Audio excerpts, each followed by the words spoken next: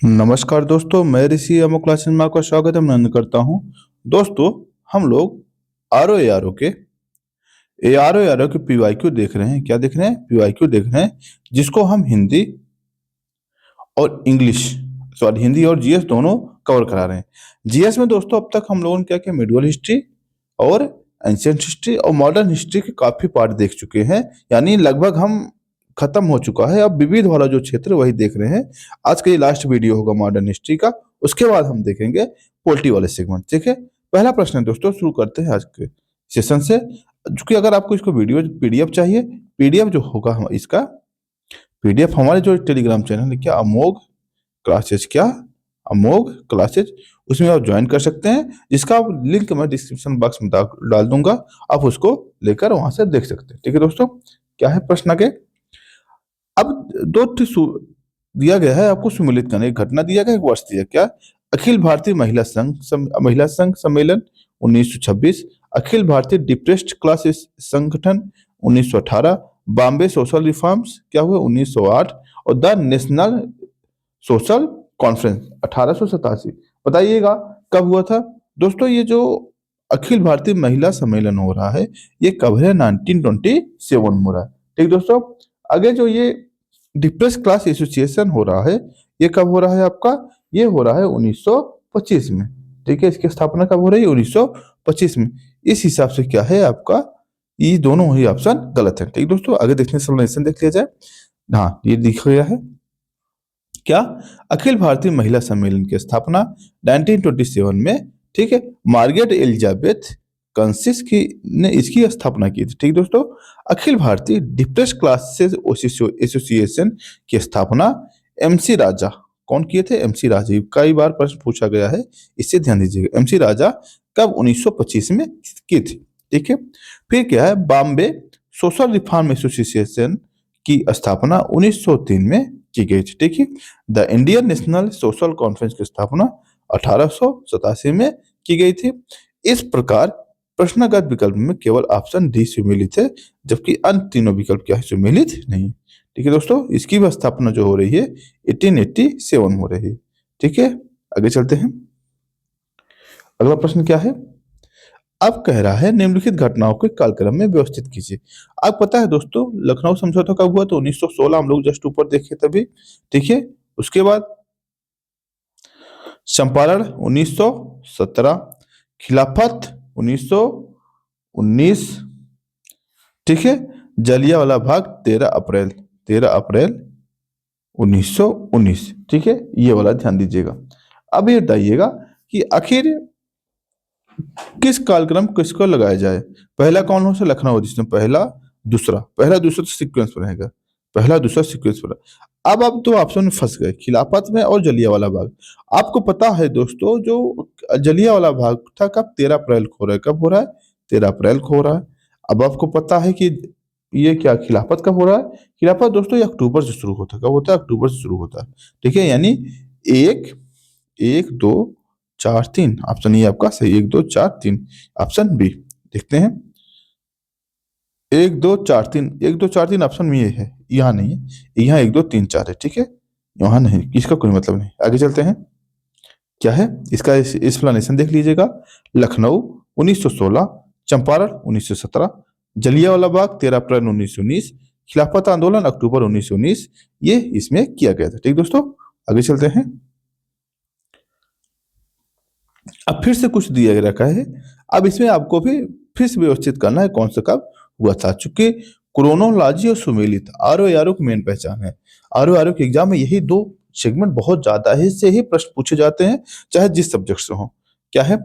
गांधी समझौता कब हुआ दोस्तों? 1931 में। कब हुआ था? 1931 में। ठीक है, जब गोलमेज सम्मेलन में नहीं गए थे गांधी जी, तब ये समझौता हुआ था। पूना पैक्ट 1932 में। पूर्ण स्वतंत्रता की घोषणा दोस्तों कब हुआ था? 1929 दोस्तों, जब लाहौर अधिवेशन हुआ था। लाहौर अधिवेशन इसकी घोषणा हुई थी। कब है? सबने विज्ञान हो रहा है दोस्तों, ये 1930 में हो रहा है। 1930 में। अब क्रम लगाइए, पहले तीसरा, फिर चौथा, फिर पहला, फिर दूसरा। 3 4 1 2, 3 4 1 2, यानी ऑप्शन ए आपका सही है। देखिएगा क्या है, पूर्ण स्वतंत्रता की घोषणा 31 दिसंबर 1929 में हुआ था। सविनय अवज्ञा आंदोलन 6 अप्रैल 1930 में हुआ था। गांधी इरविन समझौता 5 अप्रैल 1930 को 31 को हुआ था। और पूना पैक्ट 24 सितंबर 1932 को हुआ था। अब कह रहा है कि भारतीय राष्ट्रीय कांग्रेस के निम्नलिखित घटनाओं को कालानुक्रम से व्यवस्थित कीजिए। ठीक है, गांधी की दांडी यात्रा कब शुरू हुई थी दोस्तों? 12 मार्च 1930। ठीक है, आगे चलते हैं। पूना पैक्ट कब हुआ? 24 सितंबर 1932।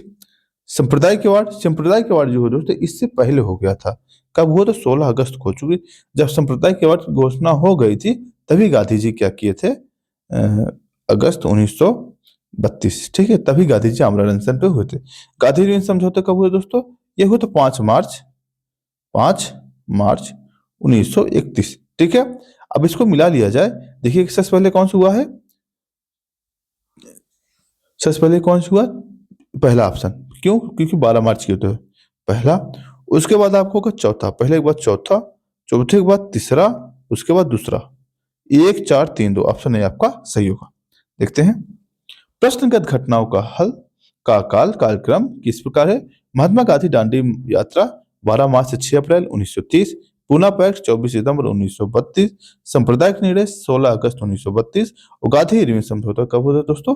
5 मार्च 1931। ठीक है, अतः ये घटनाएं कालक्रमिक हैं। आगे चलते हैं। फिर से आपको सीक्वेंस में लगाने दे दिया गया है और सेम टू सेम लगभग उतना ही। दांडी मार्च क्या हुआ था? 12 मार्च 1930। पूना पैक्ट 1932। सांप्रदायिक घोषणा उससे पहले, मतलब ये अगस्त में हुआ था 1932 के, और ये सितंबर में हुआ था। ये किसी में सितंबर में हुआ था। ठीक है, आगे चलते हैं। गांधी इरविन समझौता हो रहा है दोस्तों कब? ये हो रहा है 5 मार्च 1931। अब सीक्वेंस में लगा लीजिए। ठीक है, देखिएगा सबसे पहले कौन सा ऑप्शन होगा? पहला, उसके बाद चौथा, पहले के बाद चौथा। देखिए पहले के बाद चौथा किसमें है? पहले के बाद चौथा ऑप्शन यही है, ये ऑप्शन डी आपका सही होगा। देख लीजिएगा। दांडी मार्च जो हुआ, यात्रा जो प्रारंभ हुई दोस्तों 12 मार्च 1931 को महात्मा गांधी द्वारा साबरमती के आश्रम से प्रारंभ किया था। गांधी इरविन समझौता 5 मार्च 1931 को संपन्न हुआ। ब्रिटिश प्रधानमंत्री रैमजे मैकडॉनल्ड ने 16 अगस्त 1932 को सांप्रदायिक पंचायत की घोषणा की थी, जबकि पूरा समझौता है जो दोस्तों 24 सितंबर 1932 को हुआ था। अक्षर ये सब हम लोग ऊपर चर्चा कर चुके हैं। अब क्या है? भाई दोस्तों, अब सामने अगस्त प्रस्ताव कब आया था दोस्तों? ये अगस्त प्रस्ताव आया था लॉर्ड लिंगलिस्टिगो एक थे, उन्होंने ही, लेकिन जो वायसराय थे उसी के समय आया था।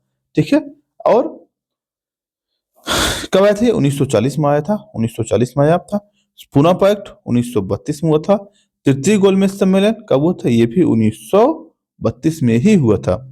और ध्यान देना, सांप्रदायिक निर्णय जो है ये भी 1932 में हो गया। अब आप कंफ्यूज हो सकते हैं। अब एक चीज ध्यान दीजिए, अगर हम कुछ भी नहीं पता, हम एक ट्रिक बता रहे हैं, अगर आप कुछ भी नहीं पता, ये चीज पता हो गई है क्या कि जो 1940 वाली घटना है ये सबसे लास्ट में हुई होगी। तो अगर ऑप्शन देख लिया जाए, एक किसमें लास्ट में, यानी ऑप्शन सी और डी आपके लिए कट गया। अब आपको ये देखना है अब कौन सी घटना कब किससे पहले हुई। चूंकि सांप्रदायिक निर्णय हुआ था तभी गांधी जी पुनः पैक्ट टू आमरण अनशन पे बैठे थे और ये चीज हुआ था। यानी आपको सबसे पहले लास्ट में को रखना है, 4 को रखना है, और उसके पहले सबसे लास्ट में 1 को, उसके बाद 4, फिर उसके बाद 2। अब आपको समझ में आए कि आखिर तीसरा कहाँ रखना जाए। तीसरा अगर आप देखना जाए दोस्तों, जो लास्ट वाला सम्मेलन हुआ था गोलमेज वाला, ये एकदम लास्ट हुआ। लास्ट मतलब ये सितंबर और नवंबर तक हुआ था, सितंबर से नवंबर तक हुआ था। यानी ये ऑप्शन आपका, यानी 4 एकदम लास्ट में चला जाएगा। सॉरी, 4 एकदम शुरू में, उसके बाद दूसरा पुनः पैक्ट, उसके बाद तीसरा 4 2 3 1, 4 2 3 1 ऑप्शन है आपका, ये सही हो जाएगा। देखिएगा, सांप्रदायिक निर्णय 16 अगस्त 1932 को, पूना पैक्ट 24 सितंबर 1932 को, तृतीय गोलमेज सम्मेलन कब हुआ था? 17 नवंबर 1924 को, और दिसंबर 1932, अगस्त प्रस्ताव 1940 को। ठीक है, आगे चलते हैं। क्या है प्रश्न, देखते हैं दोस्तों। फिर से वही वही प्रश्न बार बार पूछा गया है, क्योंकि इसमें ऐसे प्रश्न बहुत बार पूछे गए थे। गांधी इरविन समझौता फिर से देखते हैं कब। गांधी इरविन समझौता कब हुआ? 5 मार्च को, 5 मार्च 1931 को। सांप्रदायिकवाद पंचाट कब हुआ था दोस्तों, ये वाला बताइएगा। अभी जस्ट चर्चा की है कब? 16 अगस्त, 16 अगस्त 1932। ठीक है। द्वितीय गोलमेज सम्मेलन, द्वितीय गोलमेज सम्मेलन कब हुआ दोस्तों? ये सितंबर, सितंबर 1931 में हुआ था, जब गांधी जी भाग ले रहे थे। नेहरू रिपोर्ट कब हुआ था? 1928 में। कब आया था? 1928 में। अब ये बताइए सबसे पहले कौन सा? सबसे पहले चौथा ऑप्शन, सबसे पहले चौथा ऑप्शन किसमें है? ये कट गया, ऑप्शन डी आपका सही होगा। देख लीजिएगा, क्योंकि बार बार इतना हम टाइम लेंगे तो वीडियो बहुत बड़ा चला जाएगा। ठीक है, हम तरीका बता देंगे आपको। ठीक दोस्तों, आगे चलते हैं। क्या है कि नेहरू रिपोर्ट 1928, गांधी इरविन समझौता 5 मार्च 1931, द्वितीय गोलमेज सितंबर से दिसंबर तक 1931 में, और सांप्रदायिक पंचायत 16 अगस्त 1932। आगे चलते हैं। अब कह रहा है कौन सा सुमेलित नहीं है? क्या है? आगे सामने बक्सर का युद्ध, बिल्कुल सही है। सहायक संधि, सहायक संधि जो है दोस्तों, ये कौन लेकर आया था? लॉर्ड वेलेस्ली लेकर आया था, और उसका जो कार्यकाल था 1798 से 1798 से 1798 से 1805 तक था। ठीक है, उसी समय वेलेस्ली लेकर आ दिया। ये ऑप्शन यही आपका नहीं सही है। बाकी ऑप्शन, ईस्ट इंडिया कंपनी के एकाधिकार, ये है सही, समाप्त कर दिया गया था। ब्रिटिश नागरिकों को कंपनी के लिए भारतीय व्यापार का खोलना कब हुआ था? 1813। ये भी ऑप्शन सही है। यानी ऑप्शन यही बी जो है, जो सुमेलित नहीं करता। देख लीजिएगा, क्या है? भारत में अंग्रेजों की सत्ता की श्रेष्ठता स्थापित करने तथा फ्रांसीसी को भय को समाप्त करने के उद्देश्य से लॉर्ड वेलेस्ली ने सहायक संधि को 1798 में आरंभ किया था। ठीक है, इस इस संधि को स्वीकार करने वाला राज्य हैदराबाद प्रथम था। कौन था? हैदराबाद प्रथम था। बक्सर का युद्ध 1764 में। ईस्ट इंडिया कंपनी के एकाधिकार 1833 समाप्त कर दिया गया था, जबकि ब्रिटिश ब्रिटिश नागरिकों कंपनी के लिए भारत में व्यापार खोला जाना 1823 में। ठीक है, आगे चलते हैं। अगला प्रश्न है दोस्तों, आपको सुमेलित करना है, और आपसे आपको सामने ये, चूंकि ऐसे प्रश्न जो है काफी सरल हो जाते हैं। क्यों? क्योंकि आप सामने ऑप्शन भी दे रखा है, आपको ज्यादा दिमाग लगाने की जरूरत नहीं है। क्या है? जैसे भारत परिषद अधिनियम 1909 कब कब आया था? तो लॉर्ड मिंटो के, ए में 3। भारत शासन अधिनियम 1935। अब ये देखना है प्रांतीय स्वायत्तता था क्या था। अगर नहीं पता तो भूल जाइए। ऑप्शन सिम क्या रखा है दोस्तों? सिम रखा है 1916। 1916 में क्यों? जो लखनऊ समझौता था कब हुआ था? 1916 में ही हुआ था, यानी सी में 2। अब आपको ए में 3, सी में 2 किस में है? ए में 3, सी में 2, ऑप्शन डी आपका अपने आप सही निकल गया।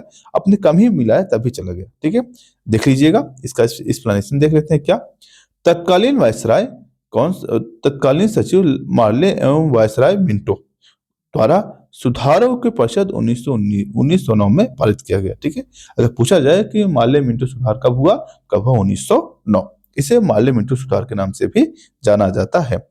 भारत सरकार अधिनियम 1935 के द्वारा प्रांतीय स्वायत्तता की प्राप्ति हेतु भारत सरकार अधिनियम 1919 द्वारा प्रांतों में द्वैध शासन की पद्धति आरंभ किया गया, जबकि लखनऊ समझौता जो है दोस्तों, कांग्रेस लीग के बीच जो पैक्ट हुआ था, जिसमें मुस्लिम लीग और कांग्रेस आके मिले थे, और प्लस नरम दल गरम दल दोनों, दो प्रकार समझौता हुआ था लखनऊ पैक्ट में, ध्यान देना है। एक तो क्या हुआ था, मुस्लिम लीग और कांग्रेस मिल रहे हैं, दूसरा नरम दल और गरम दल भी मिल रहे हैं आपस में। ये कब हुए थे दोस्तों? 1916 में। ठीक है, आगे देखिएगा। अब इन्हें कालक्रम के अनुसार व्यवस्थित करना। क्या किस प्रस्ताव कब आया दोस्तों? ये आया था 1942 में। अगस्त प्रस्ताव कब आया था? 1940 में। नेहरू रिपोर्ट कब आई थी? 1928 में। बेबल योजना 1945 में आई। कब है? 1945 में आई। ठीक है, मिला लीजिएगा। पहले कौन सा है? अगस्त प्रस्ताव, यानी 3 सबसे पहले होगा, तीसरा सबसे पहले होगा। ऑप्शन ये अपने आप कट गए। तीसरे के बाद कौन सा आएगा दोस्तों? दूसरा। तीसरे के बाद दूसरे, ऑप्शन बी आपका सही होगा। ठीक है, ठीक है, चलते हैं आगे। दे रखा है इसने, अगस्त प्रस्ताव 1940, नेहरू रिपोर्ट 1928, वेबल योजना 1945। ठीक है, आगे चलते हैं। निम्नलिखित को कालक्रम से व्यवस्थित करना। किस प्रस्ताव? वेबल योजना, अगस्त प्रस्ताव और वेबल योजना और सीआर फार्मूला। किस प्रस्ताव? 1942, अगस्त प्रस्ताव 1940, वेबल योजना 1945 और सीआर जो फार्मूला आया था दोस्तों, ये भी कब आया था? 1944 में आया था। इसे राजा जी फार्मूला भी कहते हैं। इस फार्मूले को राजा जी फार्मूला कहते हैं, यानी 1 2 4 3, 1 2 4 3। ऑप्शन सी 1 2, 1 मिनट, सॉरी, 2 1 2 2 1 4 3, 2 1 4 3, 2 1 4 3 किसमें हो? ऑप्शन बी में आपका, ऑप्शन बी आपका सही होगा। ठीक है, आगे चलते हैं। 2 1 4 3, ठीक है, आगे चलते हैं। इसका एक्सप्लेनेशन देख लीजिए। क्या है कार्यक्रम? अगस्त प्रस्ताव 1940, किस प्रस्ताव 1942, सीआर फार्मूला 1944 और बेबल योजना 1945। ठीक है, अब लिखा है ऑपरेशन विजय किससे संबंधित है दोस्तों? किसके विरुद्ध चलाया गया था? पाकिस्तान के विरुद्ध। कब चलाया गया था? कब? 1999 में करगिल की जब विवाद हुआ था, इस वक्त पाकिस्तान के विरुद्ध ऑपरेशन विजय चलाया गया था। ठीक दोस्तों, आगे चलते हैं। प्रथम अखिल भारतीय समाजवादी युवा सभापति कौन से थे? बताइएगा आप। सुभाष चंद्र बोस, आचार्य नरेंद्र देव और आचार्य नरेंद्र देव। अगला ऑप्शन क्या है? जवाहरलाल नेहरू के जेपी कृपलानी। कौन दोस्तों? जवाहरलाल नेहरू जी थे। ठीक है, प्रथम अखिल भारतीय युवा कांग्रेस कलकत्ता, वर्तमान लोक कोलकाता में 27 दिसंबर 1928 को संपन्न हुई थी। इस कांग्रेस की अध्यक्षता जो की थे पंडित जवाहरलाल नेहरू ने किए थे। अलीपुर में सेंट्रल जेल स्थित है, कहाँ? कोलकाता में। ठीक, अलीपुर सेंट्रल जेल कहाँ स्थित है? कोलकाता में। अलीपुर सेंट्रल जेल कोलकाता में स्थित है। अलीपुर सेंट्रल करेक्शनल होम 1906 में अलीपुर जेल के रूप में स्थापित किया गया। ठीक है, आगे चलते हैं। ऑपरेशन पोलो, ऑपरेशन पोलो किससे संबंधित है दोस्तों? ये जो है ऑपरेशन पोलो आपके जूनागढ़ से संबंधित, सॉरी, हैदराबाद से संबंधित है। हैदराबाद में जो सैनिक कार्रवाई की गई थी इससे संबंधित, चूंकि आपको पता है जो जो रियासतें थी, बाकी रियासतें तो आपके विलय हो गई थी स्वतंत्रता के बाद, लेकिन ये जूनागढ़, हैदराबाद और कश्मीर ये थोड़ा कलाकारी खेल कर रहे थे, इसीलिए हैदराबाद में क्या हुआ तो पुलिस कार्रवाई की गई थी, उसके प्रकाश में जबरदस्ती लिया गया था। ठीक है, देखिएगा। हैदराबाद रियासत में सैनिक कार्रवाई के दौरान ऑपरेशन पोलो चलाया गया था। यह ऑपरेशन 13 से 18 सितंबर 1948 के मध्य चलाया गया। आगे चलते हैं। अब दिया गया सुमेलित नहीं है, ये देखना है आपको। देखिए यंग, क्या पूछा है? यंग बंगाल आंदोलन, हेनरी डिवेजियो। ठीक है, अच्छा, बहिष्कृत हितकर्णी, ये दोस्तों इनका था। कौन थे? बाबा अंबेडकर थे। कौन? बाबा अंबेडकर, अंबेडकर साहब का था। ठीक है, ध्यान दीजिएगा, ये ऑप्शन आपका नहीं सुमिलित है। बी थियोसॉफिकल सोसाइटी, कर्नल कार्ट, बिल्कुल सही है। यूनाइटेड इंडियन पेट्रियट, यही था। सैयद अहमद, ये भी आपका सही है। आपको पता है इसकी स्थापना उन्होंने किया था। ठीक है, आगे चलिएगा। यही है ना, बहिष्कृत हितकारी कौन था? कौन थे? बाबा साहेब अंबेडकर ने इसे किया था। बाकी सब सुमेलित है। क्या है? कौन सा सुमेलित नहीं है? लाहौर प्रस्ताव, फजल उल हक। ठीक है, दूसरा कौन से? पीरपुर, पीरपुर रिपोर्ट, राजा मोहम्मद, जनता, जनता की योजना विनोबा भावे, या Gandhian plan S N Agarwal. बताइए कौन सा सुमेलित नहीं है दोस्तों? इसमें है जनता का योजना विनोबा भावे, ये ही सुमेलित नहीं, बाकी सब क्या है? सुमेलित है। क्या है? जनता योजना ये पीपुल्स प्लान का मसौदा भारतीय श्रम संघ की ओर से एम.एन. रॉय द्वारा तैयार किया गया था। ठीक है, जबकि पीपुल्स प्लान आर्थिक विकास योजना 10 वर्षीय कार्यक्रम की परिकल्पना थी। इसमें क्या था? 10 वर्षीय प्लान था इसमें विकास का। ठीक है, आगे चलते हैं। अगला प्रश्न है, इंपीरियल गजेटियर के संकलनकर्ता कौन थे? ठीक है, इंपीरियल गजेटियर के संकलनकर्ता कौन थे? बताइएगा आप दोस्तों। क्या नाम है इनका? विलियम विल्सन हंटर, ये थे। ठीक है, क्या है इसे? इंपीरियल गजेटियर ऑफ इंडिया के संकलन विलियम्स हंटर द्वारा किया गया था। ठीक है, आगे चलते हैं। निम्नलिखित में से निम्नलिखित ब्रिटिश प्रधानमंत्री के सरकारी आवास का नाम क्या है? आप बता दिए, जाने आपको क्या होगा इसमें दोस्तों। London house, Buckingham palace, 10 Downing street, या फिर उपयुक्त में से कोई नहीं। क्या है दोस्तों? 10 डाउनिंग स्ट्रीट। क्या है? 10 डाउनिंग स्ट्रीट है। आगे देखिएगा, 10 डाउनिंग स्ट्रीट ब्रिटिश प्रधानमंत्री के सरकारी आवास का नाम है, जो कि यूनाइटेड किंगडम के क्या है? First last of the treasury, अर्थात प्रधानमंत्री का आधिकारिक निवास तथा एग्जीक्यूटिव ऑफिस कहा जाता है। आगे चलते हैं। क्या पूछा गया है? संयुक्त राष्ट्र अमेरिका के राष्ट्रपति थे, प्रथम राष्ट्रपति कौन थे बताइए? जॉर्ज वाशिंगटन, ठीक है, जॉन एडम्स, अब्राहम लिंकन या जॉन एफ कैनेडी। कौन थे दोस्तों? George Washington. कौन थे? George Washington. कब हुए थे? 1789 से 1797 तक रहे थे। आगे चलते हैं। संयुक्त राष्ट्र अमेरिका का राष्ट्रपति कौन था जिससे राष्ट्रपति के पद से त्याग पत्र दिया गया था? कौन थे दोस्तों? इनमें थे, ऑप्शन क्या है? Bill Clinton, Richard Nicholson, George W Bush या फिर कौन? उपयुक्त में कोई नहीं, रिचर्ड निकलसन ये थे, ठीक है। आगे चलते हैं।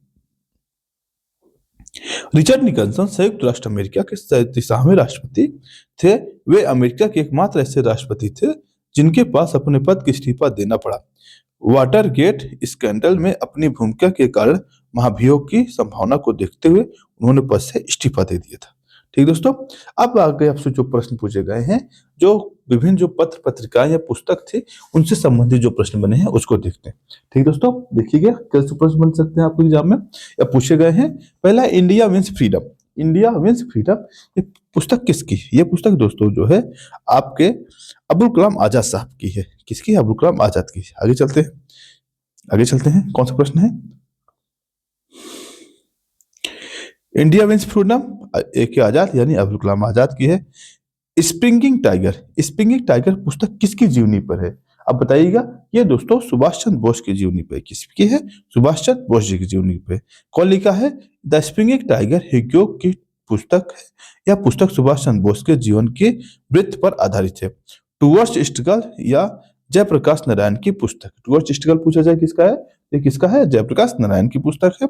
सुभाष चंद्र बोस ने द इंडियन स्ट्रगल नामक पुस्तक भी लिखी थी। Indian divided the Rajendra Prasad की पुस्तक है। अगर पूछा जाए कि राजेंद्र प्रसाद जी कौन सी पुस्तक है, क्या नाम है उसका? इंडिया डिवाइडेड, ठीक है। और द अबुल कलाम आजाद की एक और पुस्तक है जो इंडिया विंस फ्रीडम, ये पुस्तक उनकी है। ठीक दोस्तों, आगे चलते हैं। 1809 में राजा राम मोहन राय ने अपनी प्रसिद्ध पुस्तक गिफ्ट टू मोनोथिस्ट निम्नलिखित किस भाषा में लिखी थी दोस्तों? ये क्या है? फारसी भाषा में लिखी थी। इसमें फारसी भाषा। इसमें हुआ क्या था, इसमें मैं बता देता हूँ। दरअसल जब सामाजिक धार्मिक आंदोलन चल रहा था उस वक्त बहुत सी ये विचारधाराएं थी कि हर जो धर्म है इनके ईश्वर अलग है और हर की मान्यताएं अलग अलग थी।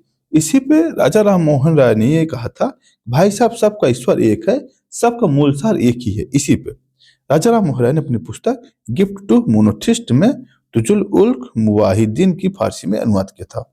आगे चलते हैं। आगे निम्नलिखित में कौन सा सुमेलित नहीं? लाला राजपत राय, पॉवर्टी एंड ब्रिटिश रूल, ये कौन सा सुमेलित सही सुमेलित है पूछा है। ये किससे कौन थे? ये दादा भाई नौरोजी इसको लिखे थे। और दादा भाई नौरोजी ने क्या लिखे थे? ये दादा भाई नौरोजी की पुस्तक है अनहैप्पी इंडिया, ये लाला राजपत राय की है। ठीक है, आगे चलते हैं। Rakib Zakaria the man who divided, ये पुस्तक आपकी सुमेलित है। अगर पूछा जाए the man who divided India, लेखक कौन है दोस्तों? क्या होगा उसका? The man who divided India, Rakib Zakaria की। सुभाष चंद्र बोस के the guilty man of the India partition. ठीक है, आगे चलते हैं। Lala Lajpat Rai unhappy India, Dadabhai Naoroji poverty and British rule India लिखी थी। रकीब जकारिया के the man who divided India. जबकि सुभाष चंद्र बोस ने द इंडियन स्ट्रगल नामक लिखी थी। प्लस ये जो लिखा है the guilty man of India partition का, इसकी पुस्तक जो लेखक हैं डॉक्टर राम मनोहर लोहिया जी थे। कौन थे? डॉक्टर राम मनोहर लोहिया। ठीक है, आगे है। निम्नलिखित युग में से कौन सा सही नहीं? पहला है BD. Savarkar the war of independence. ठीक है, अगला है द वार ऑफ इंडिपेंडेंस। अगला है आर.सी. मजूमदार द सिपाही म्यूनिटी एंड रिवॉल्ट। अगला है राधा कमल अवध हिंद रिवॉल्ट। फिर अगला है A B. Chaudhuri civil republican the Indian mutiny. ये चूंकि जो पुस्तक दी गई जो 1857 जो टॉपिक था उसमें किसने किस नजरिए से देखा उससे संबंधित पूछा गया है। इसमें जो ऑप्शन गलत है दोस्तों, इसमें ऑप्शन सी। ऑप्शन सी क्या है? राधा कमल मुखर्जी जो थे इन्होंने क्या किया था, अवध हिंद रिवॉल्ट की पुस्तक के लेखक कौन थे? ये इसके लेखक नहीं, ध्यान देना है, ये अवध के लेखक नहीं थे, इसके लेखक नहीं थे। देखते हैं क्या है। अवध हिंद रिवॉल्ट की पुस्तक के लेखक कौन है दोस्तों? रुद्रांशु मुखर्जी हैं, न कि राधा कमल मुखर्जी। ठीक है, आगे चलते हैं। अगला क्या है? निम्नलिखित में से कौन सा युग में एक सही सुमेलित नहीं है। एक है संपादक है, दूसरा पत्र पत्रिका दिया गया है। आपको ये बताना है कौन से इसके संपादक थे और कौन से नहीं। इसमें ध्यान देना है। अरविंद घोष वंदे मातरम बिल्कुल सही है। गोखले सत्याग्रह, ये ऑप्शन गड़बड़ है क्योंकि सत्याग्रह इनका नहीं था। Annie Besant, Annie Besant new India बिल्कुल, और महात्मा गांधी यंग इंडिया ये भी सही है। ठीक है, ये भी ऑप्शन आपका गलत है। आगे चलते हैं। क्या है, जो कि विनोबा भावे द्वारा लिखित पुस्तक सत्याग्रह। अगर पूछे सत्याग्रह को किसकी है, विनोबा भावे की है। आगे चलते हैं दोस्तों। क्या है इसमें देखिएगा, आगे है लेखक है, फिर से पुस्तक आ गया। अब दिया गया है बी.डी. सावरकर। बी.डी. सावरकर क्या था, the Indian war of the independence. ठीक है, फर्स्ट वाला यानी ए में 2। अगर आरसी मजूमदार, आरसी मजूमदार की क्या थी, द सिपाही म्यूनिटी एंड द रिवॉल्ट, द सिपाही म्यूनिटी ऑफ द रिवॉल्ट। ये कौन है, ये पुस्तक क्या है 1857 वाला, यानी बी में 3, बी में 3। सी में क्या है, आरबी चौधरी जो है, ये चौधरी जी जो पुस्तक है क्या है, civil rebellion in the Indian mutiny, ये सी में 4।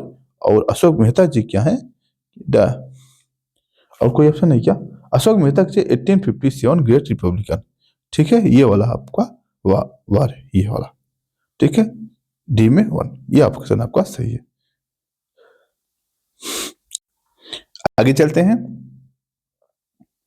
प्रसिद्ध पुस्तक दास कैपिटल लिखी गई, किसने लिखा है दोस्तों दास कैपिटल का, कार्ल मार्क्स ने लिखा है। कौन लिखा है, कार्ल मार्क्स ने लिखा है।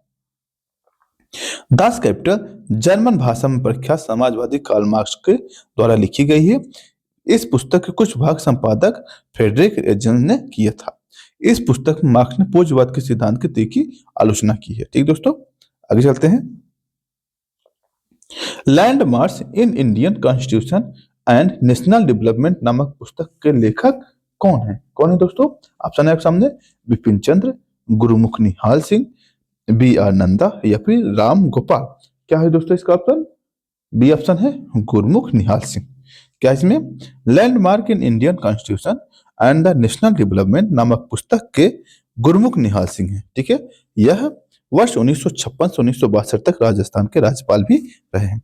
आगे ऑप्शन है, कांग्रेस प्रेसिडेंशियल एड्रेस के संपादक कौन थे। ठीक है, कौन थे दोस्तों, ऑप्शन है आपके सामने, G A. Natesan, B P. Sitaramayya, Ramananda Chatterjee, H N. Mitra. अब बताइए कौन थे दोस्तों, जी.ए. नाटेसन।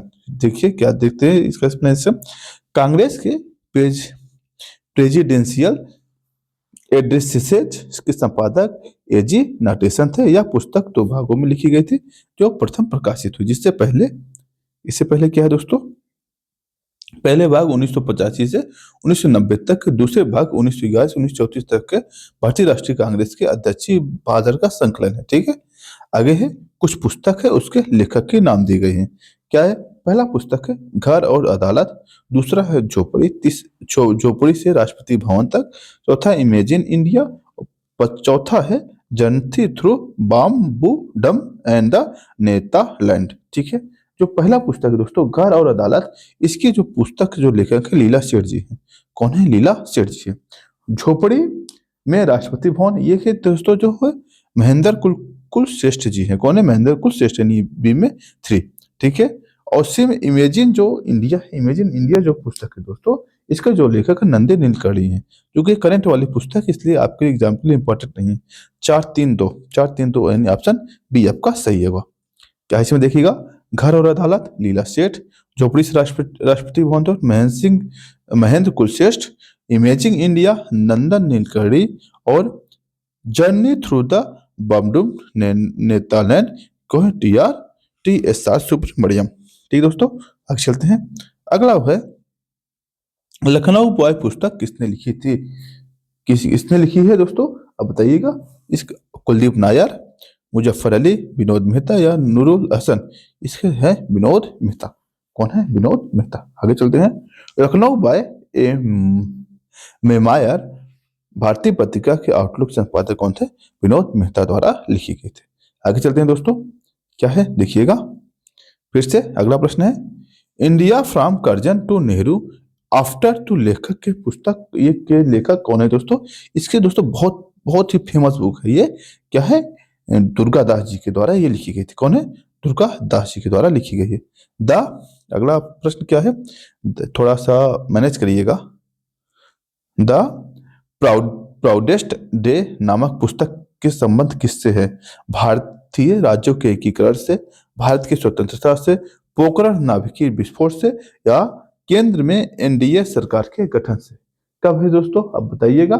इसका ऑप्शन है भारत की स्वतंत्रता से। किसे है? भारत की स्वतंत्रता से। इसके पुस्तक जो लिखी है Anthony Reid and the Davis Fisher द्वारा लिखी गई है। कौन है? एंथनी रीड और डेविस फिशर के द्वारा ये पुस्तक लिखी गई। और भारत की स्वतंत्रता की क्या है इसमें कहानी है। आगे क्या है? इग्नाइटेड माइंड्स माइंड्स के लेखक हैं। यूनाइटेड माइंड्स के लेखक कौन है दोस्तों? अब बताइएगा। ऑप्शन है एपीजे अब्दुल कलाम, बाबा साहब अम्बेडकर, खुशवंत सिंह या नयन सहगल। इसके जो लेखक है दोस्तों एपीजे अब्दुल कलाम साहब है। ठीक है, आगे चलते हैं। यूनाइटेड माइंड के लेखक भारत के भूतपूर्व राष्ट्रपति प्रसिद्ध वैज्ञानिक डॉक्टर एपीजे अब्दुल कलाम की रचना है। इन्हें मिसाइल नाम से भी जाना जाता है। अगला प्रश्न है दोस्तों, निम्नलिखित में से द ऑडेसिटी ऑफ होप की पुस्तक कौन सी है दोस्तों? ऑप्शन है अल गोर, बराक ओबामा, बिल क्लिंटन या फिर हेनरी क्लिंटन। इसके क्या ऑप्शन है दोस्तों? Barack Obama. कौन है? Barack Obama. इसे ध्यान देना है, ये सब करंट वाली पुस्तकें हैं, आपके लिए एग्जाम इसका इंपॉर्टेंस कम है। ठीक है। Death in Banaras, death in Banaras के लेखक कौन है दोस्तों? बीडी त्रिपाठी जी। कौन है? बीडी त्रिपाठी जी है। ठीक है, इधर जा जाते हैं। ये पुस्तक कौन सी है? पॉलिटिकल इन इंडिया पुस्तक के रचयिता कौन है? पॉलिटिक्स इन इंडिया के रचयिता कौन? विद्युत चक्रवर्ती, रजनी कोठारी, रोमिला थापर, ए.के. दुबे। ये देखिए कौन सा? रजनी कोठारी। कौन है? रजनी कोठारी। ठीक दोस्तों, आगे हैं, आगे देखते हैं। निम्नलिखित में से किसने पॉलिटिक्स इन इंडिया पुस्तक लिखी? अभी जस्ट देखा, रजनी कोठारी ने लिखा है। किसने? रजनी कोठारी ने लिखा। निम्नलिखित में से कौन स्वाधीनता पूर्व भारत के राष्ट्रवादी कवि नहीं था? कौन सा राष्ट्रवादी कवि नहीं था? ध्यान दीजिएगा। रंगलाल, नवीन चंद्र, हेमचंद्र बनर्जी, शिव कुमार बटालवी। कौन है? शिव कुमार बटालवी। आगे चलते हैं, इसका थोड़ा एक्सप्लेनेशन देख लिया जाए। शिव कुमार बटालवी स्वाधीनता पूर्व भारत के राष्ट्रवादी कवि थे नहीं, अपितु रोमांटिक कवि थे। कैसे थे? रोमांटिक कवि थे। इनकी रचनाएं मुख्यतः स्वतंत्रता के बाद की है। और उनकी कविताओं की भावनाओं को भाव, करुणा, जुदाई और प्रेम का चित्र है। ठीक है, उनकी रचनाएं जो हैं पीड़ा द परागा, मैनू दुविदा करो, आरती, लाजवंती, लूना दी अलविदा आदि है। ठीक दोस्तों, आगे चलते हैं। संस्कृत के 4 उपाध्याय के लेखक कौन है? संस्कृत के 4 अध्याय के लेखक कौन है दोस्तों? आपके सामने क्या है? महावीर प्रसाद त्रिवेदी, रामधारी सिंह दिनकर, मैथिली शरण गुप्त या जयशंकर प्रसाद। कौन है दोस्तों? रामधारी सिंह दिनकर जी हैं। कौन है? रामधारी सिंह दिनकर। ठीक है, आगे चलते हैं। ब्रिटिश उपनिवेशवाद के विरुद्ध भोजपुरी की लोकप्रिय कविता फिरंगियां लेखक क्या नाम है? कवि के क्या नाम थे दोस्तों? इसके जो को थे मनोरंजन। आगे देखिए, लिखने वाले का नाम क्या था? मनोरंजन था। ठीक है दोस्तों, आगे चलते हैं। अगला है प्रश्न दोस्तों, कला और संस्कृत से पूछा गया है। निम्नलिखित में से कौन लोक संस्कृत को स्पष्ट करता है? क्या आपके सामने सामने है? अधिक सभ्य लोगों की संस्कृतियों पर पार्टी, नगरीय लोगों की संस्कृति पर पार्टी, सामान्य लोगों की संस्कृति पर पार्टी, या फिर आधुनिक समाज के लोगों के संस्कृति पर पार्टी? इसका जो आंसर होगा दोस्तों सामान्य लोगों का संस्कृत और प्रतिपाटी से होगा। ठीक है, अगला ऑप्शन चलते हैं दोस्तों। बिहू, बिहू किस प्रदेश का लोक नृत्य है दोस्तों? असम का है। बिहू कहाँ का है? असम का लोक नृत्य है। ठीक है, आगे चलते हैं। पोंगल कहाँ का है दोस्तों? पोंगल तमिलनाडु का है। पोंगल कहाँ का है? तमिलनाडु का है। और इसे मकर संक्रांति के दिन के आसपास मनाया जाता है। फिर आगे है, लोसांग एक उत्सव है, कहाँ मनाया जाता है दोस्तों? लोसांग जो उत्सव है दोस्तों आपका, ये सिक्किम मनाया जाता है। कहाँ मनाया जाता है? सिक्किम मनाया जाता है। क्या है? लोसांग भोटिया समुदाय द्वारा प्रत्येक वर्ष दिसंबर के माह में मनाया जाने वाला प्रमुख उत्सव है, जो फसलों की कटाई के अवसर पर सिक्किम में बनाया जाता है। यह कृषकों के लिए वर्ष के प्रारंभ में घोतक होता है। इसे लेप्चा समुदाय या नामसूंगा के रूप में माना जाता है। चूंकि लेप्चा और भोटिया दो जो है जनजातीय समुदाय वहां पर स्थित है। क्या है? निम्नलिखित में से किस स्थान पर मुड़िया पुड़िया मेला का आयोजन किया जाता है? कौन से दोस्तों? गोवर्धन। कहाँ पे? गोवर्धन। आगे चलते हैं। मुड़िया पुड़िया मेला, जिसको मुड़िया पूनो मेला भी कहा जाता है, का आयोजन प्रतिवर्ष गोवर्धन, मथुरा, वृंदावन या गुरु पूर्णिमा के दिन मनाया जाता है। ठीक दोस्तों, वह राग जो सुप्रभात के समय गाया जाता है उसे क्या कहते हैं हम दोस्तों? अब बताइएगा। उसे तोड़ी कहा जाता है। क्या कहा जाता है? तोड़ी कहा जाता है। राग तोड़ी मियाँ की तोड़ी या सुप्रभात का दूसरा प्रहर प्रहर के समय गाया जाता है, जबकि राग दरबारी रात्रि के तीसरे प्रहर में के समय, जबकि राग भोपाली जो है संध्या काल में गाया जाता है। ठीक है, जबकि भीम पलासी जो है दोपहर के अंतिम काल में गाया जाता है। यानी हर गान का अपना समय होता है। ठीक दोस्तों, आगे क्या है? निम्नलिखित में से कौन हिंदुस्तानी संगीत क्षेत्र के महान विभूति नहीं था? राजा मान सिंह तोमर और तानसेन, सदारंग, अदारंग, माल माल माल गुर्जरी, ये जो है ये हिंदुस्तान संगीत से संबंधित नहीं थे। देखिएगा, राजा मान सिंह तोमर, तानसिंह और सदारंग या अदारंग हिंदुस्तान संगीत के प्रमुख महानुभूति, जबकि माल गुर्जरी जो थे ये रागों में रागों में एक राग के थे। ठीक है, जिनका सृजन राजा के मान सिंह तोमर ने किया था। पंडित भीम सिंह जोशी संबंधित है, संगीत से संबंधित है। किससे संबंधित दोस्तों? संगीत से। पंडित भीम सिंह जोशी जी शास्त्रीय संगीत से हिंदुस्तानी शैली के प्रसिद्ध गायक हैं। ठीक है, इन्हें 2009 में क्या मिला है? भारत रत्न ने सम्मानित किया जा चुका है। ठीक दोस्तों, आगे चलते हैं। ठीक है, आगे चलते हैं। निम्नलिखित में किसका जन्म आगरा में हुआ था? कौन कौन सा ऑप्शन है दोस्तों? मीर, अमीर खुसरो, फिराक और गालिब। इसमें देखिए कि दोस्तों जो ऑप्शन है मीर और गालिब जो है दोनों का है जो है इसमें ऑप्शन मिलता है जो आगरा में हुआ है इनका जन्म। ठीक है, मीर और गालिब दोनों लोगों का। आगे चलते हैं। जिनका कहा हुआ था मीर खुसरो का एटा में, कहा हुआ था एटा में हुआ था। देखिएगा, महान शायर गालिब तथा मीर का जन्म स्थान आगरा में था, जबकि मीर ने अपने आखिरी दिन लखनऊ में बिताए और गालिब ने अपने आखिरी दिन दिल्ली में बिताए थे। ठीक है, आगे चलते हैं। निम्नलिखित में किसने शंभू महाराज को हिंदुस्तानी शास्त्रीय संगीत की शिक्षा दी थी? किसने दिए थे दोस्तों? आपको दिए ऑप्शन क्या है? नत्थु खान, रहीमुद्दीन खान, सुजान खान या अब्दुल करीम। बताइएगा किसने दिया था? ये रहीमुद्दीन खान जी ने दिया था। ठीक है, आगे चलते हैं। शंभू महाराज लखनऊ घराने के कथक नृत्यकार थे। इनके पिता कालका प्रसाद महाराज, चाचा बिंदादीन और बड़े भाई अच्छत महाराज जो थे लच्छू महाराज थे। ठीक है, जिनसे इन्होंने नृत्य की शिक्षा ली थी। ठीक है, इन्होंने उस्ताद रहीमुद्दीन खान हिंदुस्तान शास्त्रीय संगीत की शिक्षा ग्रहण किया था। ठीक दोस्तों, आगे चलते हैं। आगे फिर दिया गया कुछ नृत्य है और उसको सुमिलित करना है। कथक कहाँ है दोस्तों? उत्तर प्रदेश का है। कुचिपुड़ी आंध्रा का है। मोहिनीअट्टम केरला का है और भारतनाट्यम तमिलनाडु का। ठीक है दोस्तों, हो गया। आगे चलते हैं, ये जस्ट मैंने बता दिया। आगे चलते हैं। इंद्राणी रहमान संबंध किस शास्त्रीय संगीत से है? बताइएगा। अब बताइएगा इंद्राणी का, ये जो है दोस्तों उड़िया से संबंधित है और कुचिपुड़ी से है। चूंकि इन्होंने कई से सम्मिलित थी, इसलिए इसमें ऑप्शन में एक्सप्लेनेशन देख लिया जाए। इंद्राणी रहमान भारतीय शास्त्रीय नृत्य की भारतनाट्यम, कुचिपुड़ी, मोहिनी अट्टम आदि जैसे नृत्य शैली संबंधित है, किसी एक से नहीं थे। ठीक है, आगे चलते हैं। अब आखिर दिया गया क्षेत्र है, कलाकार दिया गया है। अब आपको मिलाना है कौन किससे संबंधित है। जैसे ख्याल गायन से दोस्तों जो थे सूरज खां जी थे। सूरज खां जो है ख्याल से थे। पखावत से दोस्तों जो थे पंडित अयोध्या प्रसाद जी थे। किससे थे? पंडित अयोध्या प्रसाद जी थे। बीड़ा वादन में कौन थे दोस्तों? बीड़ा वादन में आपके सादिक अली खां। कौन थे? सादिक अली खां थे। और तबला में दोस्तों वीरू मिश्रा थे। ठीक है, यानी एम1 डी में 4 पहले ऑप्शन देखिएगा। एम1 डी में 4 ऑप्शन ये है आपसे गलत हो गया, और बी में 3 ऑप्शन बी सी आपका सही है। ठीक दोस्तों, चलते हैं। ये देखिएगा, ख्याल गायन में सूरज खां, पखवाज में अयोध्या प्रसाद, बीड़ा वादन में सादिक अली, तबला वादन में वीरू मिश्रा जी थे। ठीक है, निम्नलिखित में से कौन सा सुमेलित नहीं है? अब बताइएगा। विलायत खान सितार से, अल्लाह रखा तबला से, हरिप्रसाद चौरसिया बांसुरी से, या फिर अहमद अली खान पखवाज से। अहमद अली खान पखवाज से ये जो है सुमेलित नहीं है। देखते हैं। उस्ताद अहमद अली खान एक प्रसिद्ध सरोद वादक थे। कैसे थे? सरोद वादक थे। और ये ग्वालियर के सोनिया बंगस घराने से संबंधित थे।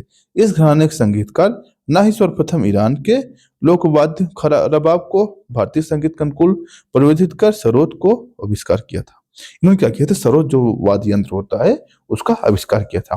किस वर्ष भारतीय नाट्य अकादमी की स्थापना हुई थी दोस्तों? कब? 1975 में हुई थी। कब हुई थी? 1975 में। ठीक है, आगे चलते हैं। फिर कह रहा है भारतीय नाट्य, इस एक्सप्लेनेशन इसका देख लीजिएगा। भारतीय नाट्य केंद्र की स्थापना 1975 में सांस्कृतिक विभाग उत्तर प्रदेश सरकार द्वारा की गई थी। इस संस्था का नाम बदलकर Bharatendu academy of the dramatic arts कर दिया गया। ठीक है, जिससे लोकप्रिय भारतेंदु नाट्य अकादमी के नाम से जाना जाता है। अगला प्रश्न है, निम्नलिखित में से कौन सा अकादमी भारतीय नृत्य या नाटक संगीत विकास को प्रोत्साहन देने में उत्तरदायी है? बताइएगा। संगीत अकादमी, ललित कला अकादमी, ललित कला अकादमी, या फिर साहित्य अकादमी, या फिर नेशनल स्कूल ऑफ ड्रामा। पहला है साहित्य नाटक अकादमी। ठीक है, इसकी स्थापना कब हुई दोस्तों? 1952 में हुई थी। ठीक है, जबकि इसका उद्घाटन 28 जनवरी 1953 को हुआ था। इसका उद्देश्य क्या है? देश में नृत्य, नाटक और संगीत के विकास को प्रोत्साहन देना। ठीक दोस्तों, आगे चलते हैं। निम्नलिखित में से किस नगर को राजकीय ललित कला अकादमी या उत्तर प्रदेश अवस्थित है? कहाँ है दोस्तों? लखनऊ में अवस्थित। कहाँ पे स्थित है? लखनऊ में अवस्थित है। अब आगे आपसे कुछ संगठन दे रखा है, इसकी स्थापना को वर्ष दे रखा है, आपको बताना है कब स्थापित हुआ था। ठीक है, ललित कला का स्थापना जो हुआ है दोस्तों 1954 हुआ था। ये ऑप्शन आपके सामने सही है। और जो नाटक अकादमी है दोस्तों, ये आपका 1953 हुआ था। कब है? 1953 हुआ था। और जबकि राष्ट्रीय नाट्य अकादमी का स्थापना दोस्तों 1959 में हुआ था, जबकि 1975 में यह स्वतंत्र संस्था थी। आगे चलते हैं। ऑप्शन इसका 1, 2, 3 अपन ये सुमिली थी अपने आप में। ठीक है, आगे 1954 संगीत नाटक अकादमी, 1953 राष्ट्रीय नाटक विद्यालय, 1959 या 1975 स्वतंत्रता के संस्था तक, और सांस्कृतिक संसाधन 1979 तक। इसमें कुछ स्पष्टीकरण दे रहा है, इसको देख लिया जाए। क्या संगीत नाटक अकादमी का सृजन भारत सरकार के 31 मई 1952 के प्रस्ताव जून 1952 में अधिसूचित किया गया था, जिसका उद्घाटन 28 जनवरी 1953 को राष्ट्रपति द्वारा किया गया था। आगे दिया है दोस्तों, निम्नलिखित कौन सा वाद्य यंत्र सबसे प्राचीन है? अब बताइएगा सबसे प्राचीन कौन से दोस्तों? बीना, जो माँ सरस्वती लेती है हमारी, वो क्या है? सबसे प्राचीन है। क्यों? ये माँ सरस्वती के हाथों में ये है। निम्नलिखित में से किस स्थान पर सितार सुरबहार संगीत इमदाद खान घराना से जाना जाता है दोस्तों? कौन सा है? इटावा। कौन सा है? इटावा। ठीक है, आगे चलते हैं। मेघालय का लोक नृत्य कौन सा है दोस्तों? मेघालय का नृत्य लोहा है। कौन सा? लोहा है। दोस्तों आज के लिए बस इतना ही, आगे हम मिलेंगे नेक्स्ट वीडियो में। आप हमारा चैनल अमोक क्लासेज ज्वाइन करके इसका पीडीएफ प्राप्त कर सकते हैं। और वहां हम जो है ARO और PCS 2025 के लिए तैयारी करा रहे हैं, जो बिल्कुल निःशुल्क रूप से, और डेली आपको स्टडी मटेरियल और कंटेंट प्रोवाइड कराया जा रहा है, ताकि आपका बेहतर मार्क्स उपलब्ध हो सके। और ये जो मैं तैयारी करा रहा हूँ एक नई रणनीति के साथ, यानी अपडेटेड वर्जन के साथ। ठीक दोस्तों, आज के लिए बस इतना ही। धन्यवाद।